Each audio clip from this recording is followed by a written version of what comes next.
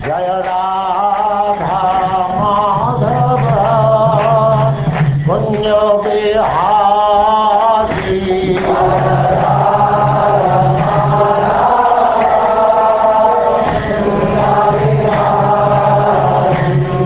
Jaya Radha Madhava Punya Vihari.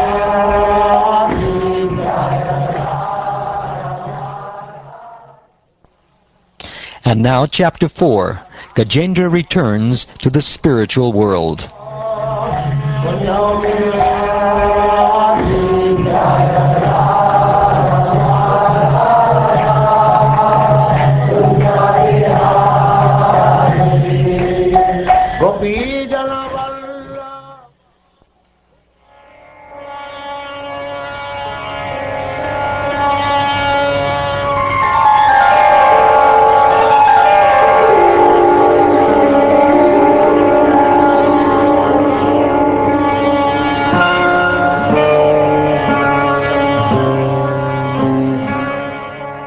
Sri Shukdev Goswami said, "When the Lord delivered Gajendra, king of the elephants, all the demigods, sages, and Gandharvas, headed by Brahma and Shiva, praised this activity of the Supreme Personality of Godhead, and showered flowers upon both the Lord and Gajendra.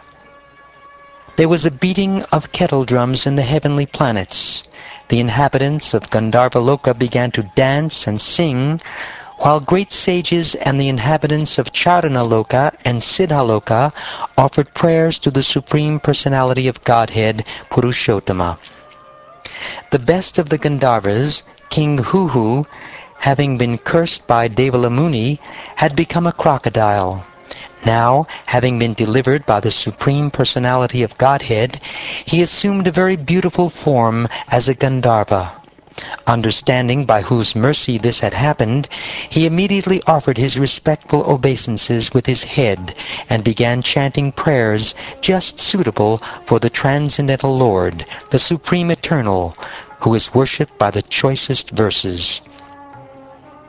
Having been favored by the causeless mercy of the Supreme Personality of Godhead, and having regained his original form, King Huhu circumambulated the Lord and offered his obeisances. Then, in the presence of all the demigods, headed by Brahma, he returned to Gandharvaloka. He had been freed of all sinful reactions. Because Gajendra, king of the elephants, had been touched directly by the hands of the Supreme Personality of Godhead, he was immediately freed of all material ignorance and bondage. Thus he received the salvation of Sarupya Mukti, in which he achieved the same bodily features as the Lord, being dressed in yellow garments and possessing 4 hands. This Gajendra had formerly been a Vaishnav and the king of the country known as Pandya, which is in the province of Dravida, or South India. In his previous life, he was known as Indradyumna Maharaj. Indradyumna Maharaj retired from family life and went to the Malaya hills, where he had a small cottage for his ashram. He wore matted locks on his head and always engaged in austerities. Once, while observing a vow of silence, he was fully engaged in the worship of the Lord and absorbed in the ecstasy of love of Godhead. While Indradyumna Maharaj was engaged in ecstatic meditation, worshipping the Supreme Personality of Godhead, the great sage Agastya Muni arrived there, surrounded by his disciples. When the Muni saw that Maharaj Indradyumna, who was sitting in a secluded place, remained silent and did not follow the etiquette of offering him a reception, he was very angry.